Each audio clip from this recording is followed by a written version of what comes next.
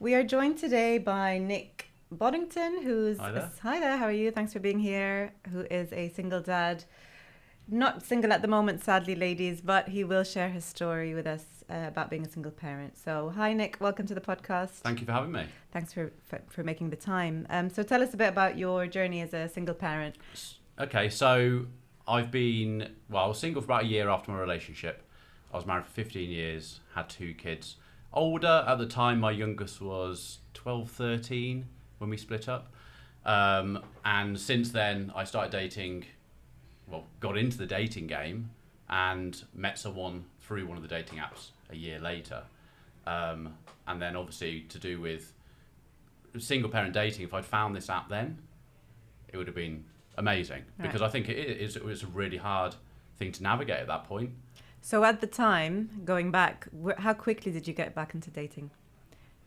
I would say quite quick, actually. Typical men. Oh, I don't know. I think everyone can be quite quick. It depends on how the split was.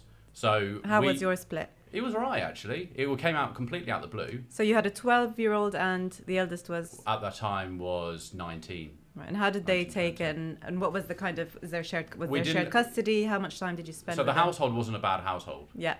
That's good. Busy working, both had busy lives, and I suppose over the years, you just end up getting into a situation where I probably took it for granted.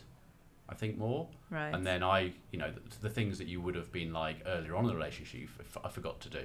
Right. So essentially, she sat down with me one day and just said, "I'm not in love with you anymore." And I was like, "Oh wow!" And then you grew apart. You grew apart in it.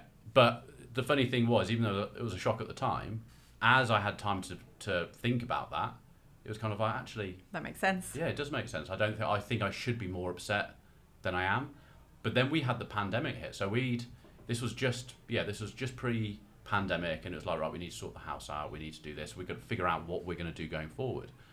And then we had the pandemic, so suddenly we weren't able to sell a house. Suddenly all these things happened. So were you stuck together for lockdown? Another year through lockdown. How was that? It was all right. Luckily, I suppose it gave us time to actually think, is this the right thing we're going to be doing? And it was. And then as soon as we sort of came out of lockdown, it was time to then move on. So when, going back to your question of, did I go straight into it? No, because I couldn't. Lockdown. But as soon as we, by the time, when we got to the point where you were able to go out for walks. Yeah, 1 hour of exercise a day. My first dating was going out for walks. So there was brilliant. no going out for meals. We just meet. It's the best way to get to know someone. Meet loads of people and go forward. No. Yeah. I went for 2 walks, I think, with 2. So which dating apps, may I ask, have you been using at the time? It was Bumble. Okay. That was mostly used. I tried Tinder. Didn't really get on with Tinder at all. Bumble was, you had to swipe and then it was up to the lady to choose. But it wasn't very busy. And I think that was a lockdown thing. Probably. No, but I say no. It's true. Because I think since coming from it, I think the thing with dating apps and other guys I speak to, guys don't get loads of messages, or it might just be me. On Bumble. You might interview other people. On Bumble specifically. On anything. So like girls will get loads of messages, and it's usually like you have to. And I think the reason you don't get men don't, because women are just either they've got loads of people who are trying to contact them. Men don't really get that. So when you do swipe or something, I think from what I've been told, if a man gets swiped or something comes into his inbox, that's like 1 a week. A woman is probably getting 20 or 30 a day of just a load of rubbish. No, I think that makes sense. That's probably true. So I think it is harder for a guy on any of the dating apps. And did you have on your profile that you've got kids? I don't know if I did. Did you purposely leave that out? This was probably one of my biggest things about going onto a dating app is to what I say. It was kind of like, if you say it up front, you're only going to meet people or get in contact with people who understand that situation and want that. Yeah. At the same time, it's like, if I don't, and then I meet someone I really like, you're going to get in a scenario then, aren't you, of thinking, now I've got to tell her. So how did it go for you? When did you bring up that you've got kids? First date, second date? I think, luckily, some of the women that I was talking to, it came out in conversation from their end first. Just say, oh, what have you been up to? Oh, and, you know, one of those simple things is, oh, I was out with the kids this weekend. Yeah. And then you know where you are. So then you automatically go in with the conversation quite early on, even though I hadn't been on the profile, that I do. But then for me, it was finding out how old their kids were. That was quite an important factor. So I think the biggest things for me were, because I had a 13-year-old at the time, I had to really think about what sort of age group of child that I wanted, because having a 13 and a 19-year-old, I'd spend a lot of time as a parent. Yeah. So if I was to meet someone with a 3-year-old, I'm really extending my time as a true, parent. It's true though. But it is true. And that's why, so with Playdate, you can actually filter based on the kids' ages, because it's true. Like, I don't want to be in a relationship with someone, I've got a 10-year-old. I don't want to be in a relationship with someone with, you know, a newborn or a 1-year-old or a 2-year-old, or the opposite as well, like teenage girls who might give me a really hard time because of all, you know, the attitude. And so the age of the kids is actually quite important. How are you going to take it on? Because you think of those worst nightmares of literally it being introduced and them hating you. And that's always a worry, isn't it, and a concern. Yeah, absolutely. Plus also to get on with my own children. So the oldest one, he was at the point of going to uni and everything like that, so it didn't really think too much about that. But the other one, what really was, does he need to meet someone who's the same sex? Do they have to have the same interests? All this sort of stuff sort of goes through your head. No one really thinks of these sort of things until you're in the situation. True. And in that year when you were exploring dating again, was there a point where you introduced someone to the kids, or the kids met someone that you were dating? My rule, actually, and I discussed it with friends, was it was a year for me. Yeah. It's not too long. Do you not think? No, I don't think that's too long. Before you introduce someone, or even no, before you find someone you... No, I mean from if I found someone, how long would it be before they met my children? It varies. It varies. You just kind of know. If you feel like this is the person you want to settle down with, or is your next kind of long-term... You want to get that out of the way, because what if they don't get along? What if they hate them? What if they're horrible with your kids? You know, what if there's no chemistry there? You would have kind of wasted a year. Because for me, that's a deal breaker. You know, if they don't get along with my son, or if my son doesn't like them, that's a deal breaker for me. So do you really want to have spent a year getting really invested in the relationship? I suppose I hadn't even thought of it. And then, from that point of you know, it doesn't go well when the kids meet. So I think a 6 months mark is quite good, as we were speaking on the previous episode, where I think I would say 4 to 6 months, but again, it depends on the person. It might take ages for you to, you know, have a connection with someone, or it could be instant, right? And you kind of know. So I think, it's so you spent a year before you introduced them. Yeah, I think it could have been introduced. Caroline was asking before. Does she have your partner have kids of her own? No, she doesn't. So this is the thing. So I've since asked her, you know, what was going through her mind at the time when we met. Yeah. So she thought that by meeting someone who had children, it wasn't that it was in her spec, as in like I need to meet someone who's got kids, but she found that meeting someone with children would be a bit more responsible and things like that. So she was living in London at the time, and she just found that, you know, went on a lot of dates. She got to the point of just being completely bored of the apps, and it's just another day with another guy, see each other for a bit, then it's as if something better's around the corner. There's always something better around, isn't there? And especially with the apps nowadays, you can just meet someone else. True. So her friends were saying to her, you need to meet someone outside of London. So the coincidence was that I had my settings down to 15, 20 miles. I think she was the same. Her best friend lived in the town that I'm from. Oh, wow. So that's the only reason we crossed over on the app. Right. And then we went for a walk. She came back up from London, went for a walk. And then I went down to London, and that was it, really. And did she want to have kids of her own, or was she just happy? She was umming and ahhing. She was umming and ahhing. So okay. She's in her late 30s at the time. So it was still I would, but it wasn't a deal breaker. So quite early on, it was like, look, I've got kids. I'm not. I think she was a bit taken back at the time, but I think you have to be completely honest from the start. Absolutely. It was like, this isn't me saying I'm only interested in these things. Yeah. But I have to be like that, and you have to be like that. Because if it doesn't match, and you really want children, it's not on the cards for me. And how involved were you at the time, or still are, with your children? Do any of them live with you? Was Yes, it a situation where... so my 19-year-old lived with me at Yeah. the time, and the youngest one is 50-50. So Okay. he'd be back. So it was kind of, for the first, up to a year, we sort of saw each other when I didn't have my child at home. So was it that sort of- difficult? No, I think it kind of worked, actually.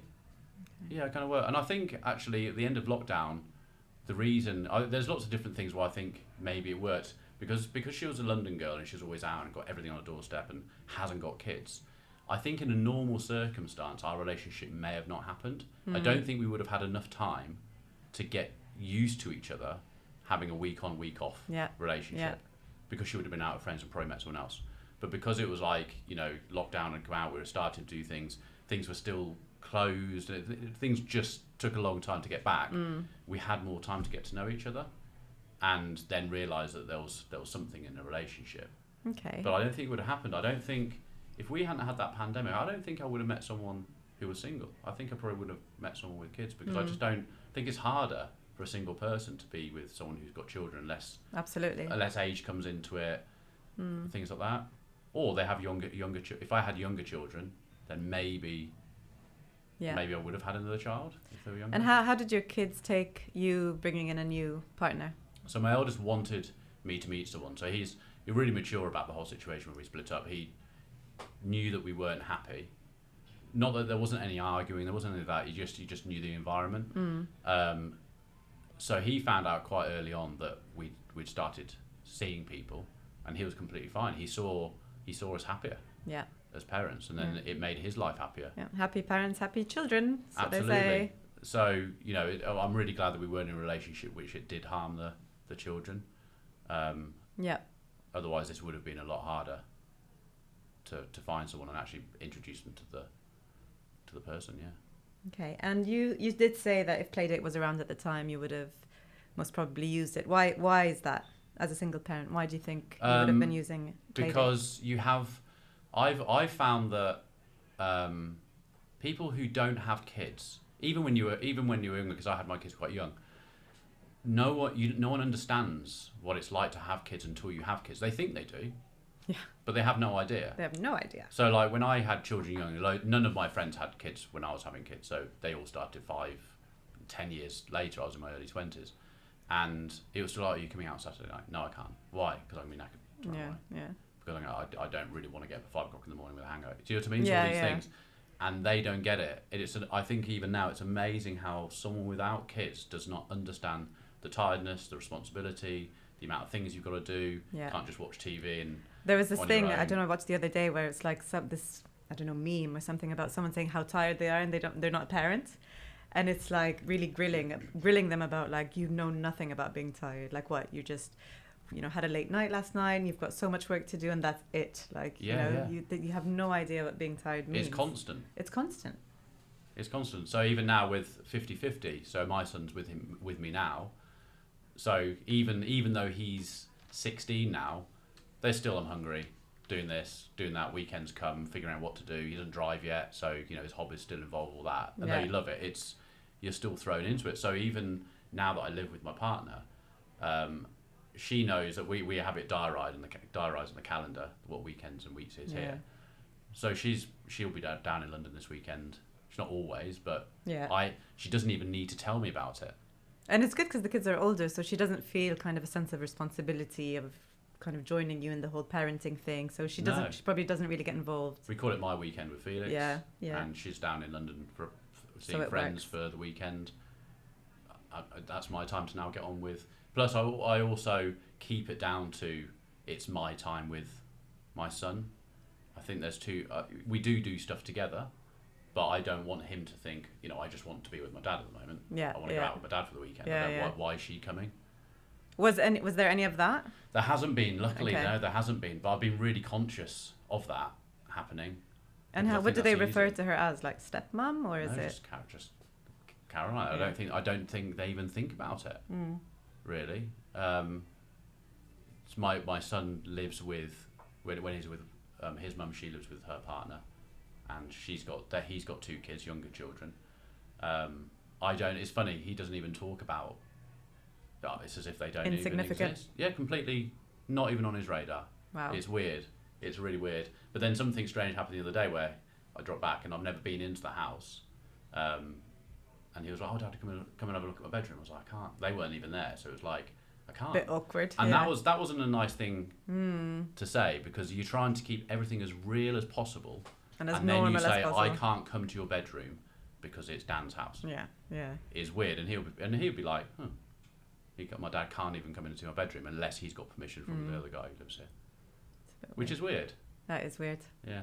Did you not just think of go on, having a go look, to it? curiosity? No, I know. Just have a look. I'll sneak in. I know they I'd be wouldn't. curious. They wouldn't mind, but it's one of those, isn't it? It's like afterwards they could turn it the other way. Yeah. You can't do that. And I would say, if I said to her, to be fair, I've forgotten about it, but I'll say to her, "This is what happened," and she'll go, "Oh, go in and have a look."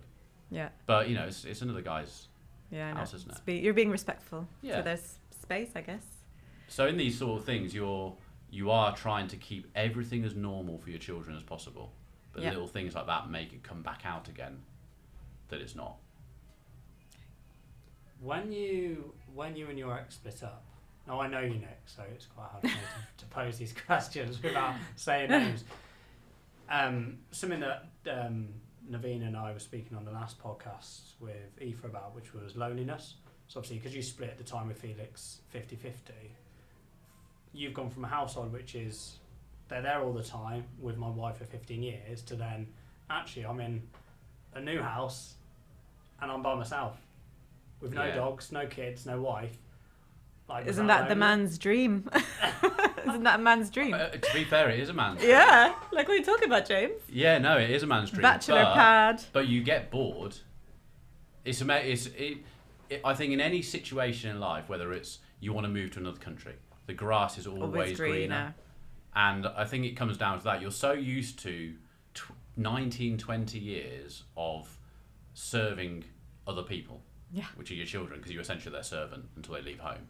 True. And then that suddenly goes, it's like, oh, and other situations, like he's come back today, I have to then suddenly go into, I've got to stop and I've got to pop into Sainsbury's.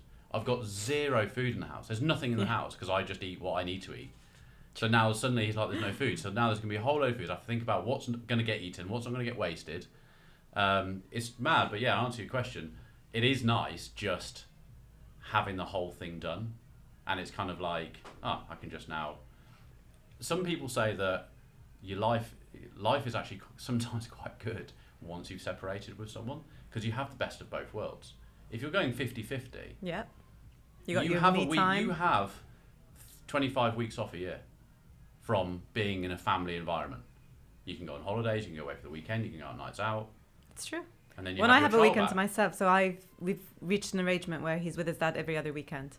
So I always look forward to that weekend. But then once I'm on my own, it's a bit like, what do I do with myself? Because I'm so used to, as you said, serving other people, I'm always constantly busy, picking up food, cleaning up, tidying up, doing that. When I'm on my own, it's a bit like, okay, I'm not used to having that free time yet. So it's a bit like, what do I do with myself? There's so many things I want to do, so many places I want to go to. But it's a bit like you do get that loneliness kind of hits you, because it's like, okay, I'm on my own for the weekend. I can do anything I want. But the other thing is, I find myself not knowing you what can to do everything you want, but have you got anyone to do it with? That's the problem, That's the other thing I had. And only 2 weeks ago I had that. I had Caroline was away. I didn't have Felix. And I had the whole week. I had, 2 days. And Caroline was like, what are you going to do? I said, I don't know. I might go. Everyone I know has either got children, young children, and the ones who are single, a couple of them had already got plans. Exactly. And I was just literally like, I've literally got nothing to do. Yeah. Which is good sometimes, to just It's do like nothing. being the only single person with everyone else having kids, or being the only multi-millionaire when all your friends work and you don't. Do you see what I mean? It's that scenario of like, well, what am I going to do? I've got no friends to be single with. So I couldn't even go out. I was in the mood to go out for a night out, and I had no one to go out with. So Nevine, going back to what you were saying then about, so you've got an arrangement now every other weekend. Yeah. Do you feel guilty? Absolutely not. No. I feel like I earned it So and there's no deserve guilt it. then? There's no guilt? Zero No. guilt. No? I mean, I think I deserve that. I just feel like... I think it's really harsh, because I think you actually have a better life with children being separated. So, than I mean, being in it together. it's kind of true. Even before I split up, I used to travel once a month for work. Pre-pandemic, I used to work in the travel industry. So I used to travel literally every month for 4 or 5 days. And it was a business trip. But I would I will admit this. I would look for, I mean, this sounds like I'm such a loser, but I would look forward to those work trips, you know, in a hotel room. No one's waking me up at 6 a.m. Yeah. There's no one crying in the middle of the night. And I would just look forward to that break. I'd go back and be like the best mum ever because I would have missed him. And it kind of does make you a better parent when there's a bit of distance and then you go back to seeing them. You just love them even more. Whereas if you're constantly non-stop, you know, doing the 20... And it's kind of like Groundhog Day because every day's the same. Well, we had that, didn't we, last year? So opera. we were at a couple of shows last year. Yeah. And we would be away for a couple of nights. And we'd get ready for the show. Then we'd go to the gym. Then we'd go for some lunch, for some dinner. Then we'd go to our hotel rooms. And you'd be like, this is all right. I can get used to this. And it's okay to enjoy yourself. I mean, you shouldn't feel guilty. Yeah, it took me a while to get used to the whole I can do whatever I want. Yeah.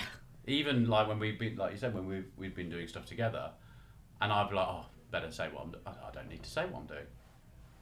There's no one I need to answer to. But whereas you, in a relationship, out of respect, you need to know what time you're back. I'll be back about 7 o'clock. You're still not back yet. Where are you? All these sort of things are just like, you don't have any of that anymore. Yeah. But the bit about the grass is greener. So I have a lot of friends that, you know, are happily married or in relationships with kids. And they envy me for, you know, they're like, you're so lucky. You get a whole weekend to yourself. Like, I'd kill for that. I know. And it's a bit like, well, but you've got a partner. And there's always pros and cons of each situation. But yeah, I get a lot of envy from my settled down friends with, you know, with husbands or partners and kids where they don't get that time off at all. So on the flip side, it is nice to have that time to yourself and actually miss your kids. I've spoken to people about marriage and how long it goes a bit psychological, how long Monogamy. human beings should actually be together for. The 7-year cycle thing. It's just like, you know, if you lived in a world where you sort of have an agreement, you two as people could be amazing parents. And they'll spend a week at yours and a week at mine. Can I tell you something? So I'm originally from Egypt, right? And currently the trend in Egypt now, married couples, and usually it's with second marriages, they have an arrangement where it's like 5 days a week together and then 2 days separate. Like there'd be 2 houses. They probably each have separate kids, and they would make an arrangement where, okay, we're going to live together but not full time. Yeah. So they have like either 5 days, 2 days, or 3 days, 4 days, where they, you know, they're together for 3 and then not together for 4, as in not living in the same house. Because you do get used to your own space. Even now, like I've been divorced and living on my own for, oh my God, since 2016. How many years is that? Do the math. 7 years. And I think I'd find it really difficult having someone to share a space with. Because you get used to being on your own for so long. Yes, I'd love to have a partner, but then would I want them in my space all the time? Yeah. You know what I mean? It's, you get kind of used to... There's a few famous people, I can't think of them. The X-Files lady, I can't remember her name. I love her. Mulder and Scully. Mulder and Scully, yeah. She lives separately to her husband. They've got slightly older children, but they both live in London. Obviously, they're very wealthy. Yeah. But they live in, and she says, they got to a point in their marriage, and she was just like, love you to bits, but I'm sick and tired of cleaning up after you, so I'm going to have my place, you have your place. Modern day families. I think it's going to change. I think the way the world's going now, with, you know, people's genders, all this sort of stuff, I'm not sure how, I think in 25, 30 years' time, I'm not sure how people will think of marriage and living with someone forever. I don't know. That's for another podcast episode, that discussion. Just quickly, it's not 7 years. It's 2026, isn't it, this year? No, 2024. What's wrong with you? We're in 2023 We're 2023. What's wrong with you? Yeah, it is 7 years. Sorry. So it is. Gosh, sorry. 2016. Yeah. Divorced. Yeah, Sorry, divorced. yeah. Scores up on our little one, you say. No. See, there you go. That was one of the things that was just like, I think with children, I say this to people, and they're just like, oh, you can be so negative about kids. It's because it goes on for so long. At 20 years, at 23 years of being a parent, it's like I haven't. But you're done parenting. You're done with the whole parenting thing. Like people come around to the shop, I've got no interest. It's like you see kids. No. But it's funny, you know how like on planes when you hear babies crying, I used to hate that before I had like, oh my God, another flipping baby crying, and then once you have them, it's like you understand it, and you feel so bad for being so mean about it. Oh, you know, all the mums are like, I've had Felix at 2 years old, our first flight to Spain. He was being passed around because he was having a proper paddy for the whole 2 hours. It's the worst, right? Every single person who was a mum suddenly comes out. Yeah. They got a 20-year-old sitting there, it's like, been there, Yeah. lollies starting to come through, pass them here, everyone's doing it. You really understand it once you have kids, but before I was like, one of those people always sulking about, crying No babies one on a gets plane. anything to do with kids until you have kids. No.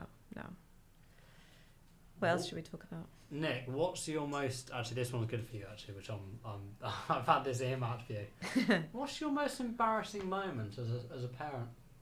As a single parent? So when you and your ex split up.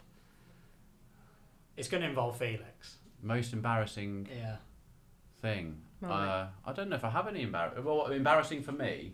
Yeah. With my new partner? Or just being a single parent, or being single, a single parent, or being single. I don't think I have any embarrassing. I thought it was a really boring answer. I don't think I have any. Have you got any? Maybe have you got anything? I wouldn't say embarrassing, but annoying moments. So you know how, I don't know if you got the same, your kids are much older now, but in school, so we've got a WhatsApp group for the school parents and blah, blah, blah. And my son goes to a school that's very, cliquey and a lot of yummy mummies. And I'm probably the only one of maybe two in the whole school that's a single parent.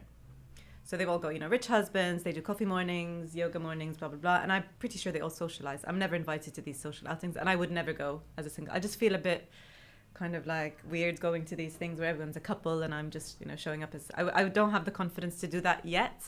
But I remember because I have a nanny that would pick up my son from school because I work full time as well.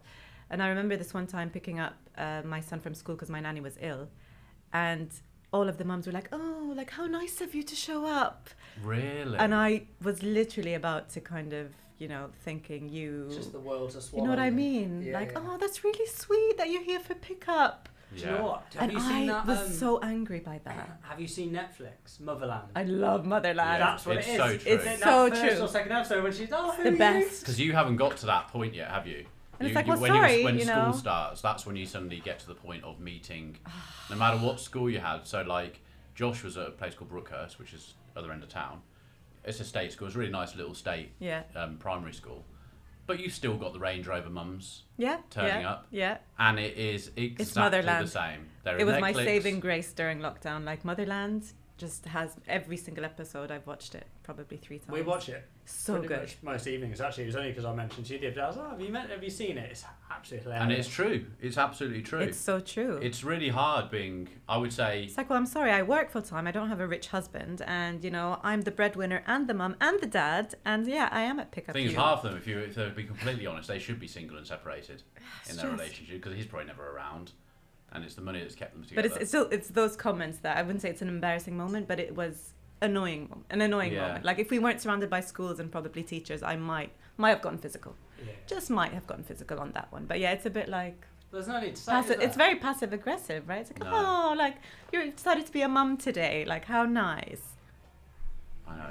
But going back to actually... You know who you are if you're listening. Going back to that question of introducing the kids, and I took a year.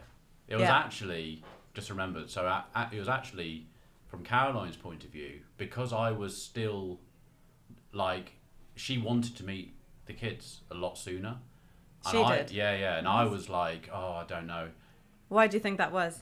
To see if she'd get along? I was scared of the commitment. I was actually, I was a bit to blame for that, actually, because me and I... You said a year. I said a year. Yeah, but you weren't to blame for it. No, but I was quite adamant about it. Because I remember when you said, oh, I've met this girl, and you were obviously got quite serious.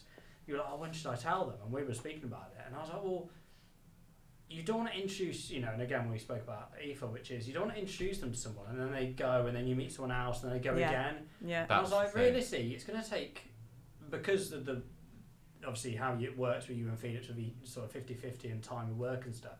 It's going to take a year really to make sure this is fully, you're fully committed. So actually, I was the one that was. But I don't think. But I think it was it's not a bad thing. I think it was my. I was afraid of the commitment.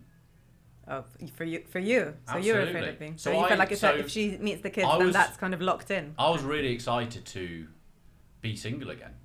Like, I mean, I've come from like TVs weren't invented when I got together and had kids. No, I'm joking. You're aging very gracefully. There was. Mobile phones were pretty new when I started having kids.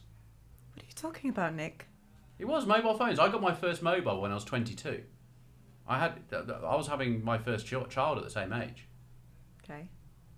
All right. That's how long ago. You had them young. You had them young. You had them young. 23 years ago. That was in the year 2000. People thought the world was going to end on New Year's Eve. Do you remember that? I remember that. Yeah. But technology, we didn't have all these apps. True. Didn't have any of this then. So I then came out as a single. Oh, I was single, and I suddenly have apps to go dating on. I don't have to go to a restaurant. I don't have to go to a bar and hang around and meet someone. Were you living in London at the time? No. Okay. I mean, how difficult is it? Because I mean, back home, I was for really example, excited about it. I thought it was amazing suddenly having access and talking to people online. I thought it was the best thing in the world. Where I come from, it's like literally small town. There's only a handful of places you can go out to, so it's very easy to meet people. Whereas London, I find like a complete really hard, impossible. People have plans. They go to the gym, and you're not gonna meet your next life partner in a bar. I mean, unless you're super lucky. And I also think with London, from a male point of view, impossible. I've got a lot of competition. So I think unless you're making loads of money, the girls that you probably want are way out of your league, because they're just like, no, I know what I look like, so I know what I'm gonna. You're a very handsome man, Nick. Oh, thank you. But I think that's how it. I think that's how it would be. I really enjoyed getting onto the apps. Very quickly though, that whole new novel thing goes, because it's like, oh, this is the same conversation over and over and over You again. got bored, didn't you? You got bored. I remember you saying to me, you were like, oh, this is absurd. Oh, It's the small talk. the small talk is so boring, and suddenly you've three people have suddenly on one day you're starting to talk the same repetitive questions over and over and over again, and then like this whole ghosting thing, which I didn't know about any of this language, but it's weird. It's just suddenly there and it's gone. You're thinking, I thought we were having like a 3-hour text conversation last night. They probably had a better conversation with someone disappeared. else. Yeah. So yeah, but going back onto my partner at the time, not being introduced to the kids, I think I was nervous about having any more commitment. Is this right? I wanted a girlfriend, and we got on amazingly well. It was, it still is amazing. But early on, I was like, do I want to have a girlfriend? Yeah. Do I want to just meet lots of different women? Do I want to go? I had these dreams of going. I could be in different cities.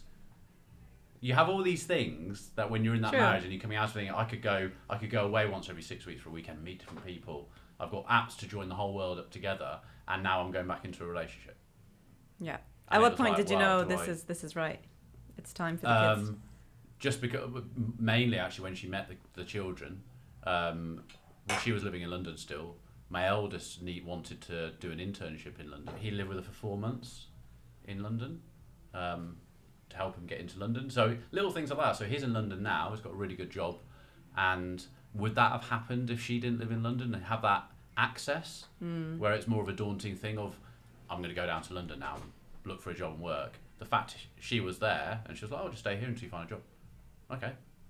It's just kind of organically happened. Yeah. Nick, that was a very, very interesting discussion. Thank you for sharing your story with us. We'd like to end the episode by asking you, what are your top tips or number one piece of advice for single parents looking to date again? I think the biggest thing that, talking to other single parents, is that they don't think they'll find someone.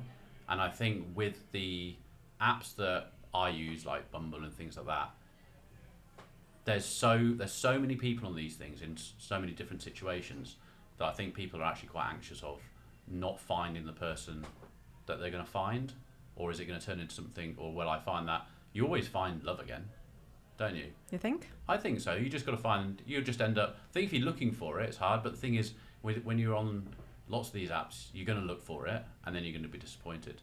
And that's why I think, when you look at the Playdate app, it's fantastic, isn't it? Because you are actually finding someone in the same sort of situation as you, who understands the same thing, who understands when your child's being in pain. Yeah, and I think it's a win-win with Playdate, because I often tell my, people that ask me, what if I don't find someone? Well, at least you'll find someone with a shared experience, and it's almost like therapy in a way. You at least talk about it. You understand, the trials and tribulations of being a parent, so you could, you get a friend out of it if there's no connection. I think one of the biggest tips as well is, and you mentioned this earlier, and this is something I had to sort of slightly battle with, is when you've been single for a period of time and you get your house how you want it. Yeah. Little things like the dishwasher's done how I want it. Everything's done how I want it, and then suddenly you have to share things again. Yeah. That's actually quite hard. We've gone through little things like that where we've had this. I said, who's the more OCD this person? Me. Yeah. This isn't me being an idiot, but Could you can not? we do it in a certain way? Yeah. And it's just like, and you have to have those conversations, because it's like suddenly it's like, because she's moved in with me now. Yeah. And to be fair, we've now gone into our normal things. She does what she does, I do what I do, and it all comes together. But there are certain things that I think, so for what you said that earlier, could you do it? And I know other people who are in their 60s. Well, my mum's now, she's single because my dad passed away, and other people I know, they couldn't live with someone now, simply for that reason, because they've spent so long alone. Single. It's just like, I have no intention of having a man or a woman coming into my house. So your advice is keep at it. I think you will find love. Keep at it. But at the same time, when you do and you decide to live with each other, I think it could cause arguments. If you weren't just respectful for each other, and you find things annoying, that could actually really harm a relationship. So I think you just have to set it out from the beginning and just go, these are the things that would annoy me. Other things you let go. Yeah. But, well, thanks a lot, Nick. That was great. No problem. Thanks for listening in. Said things I didn't even realise myself. It's great. Yeah, good, thank you.